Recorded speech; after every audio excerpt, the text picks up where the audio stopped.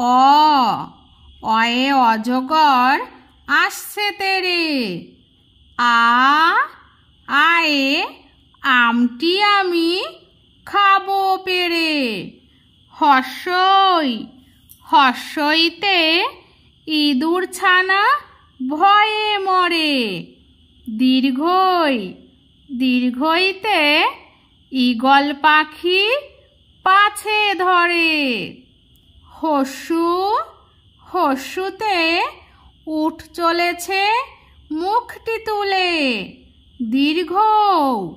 দীর্ঘৌতে দীর্ঘৌটি আছে ঝুলে।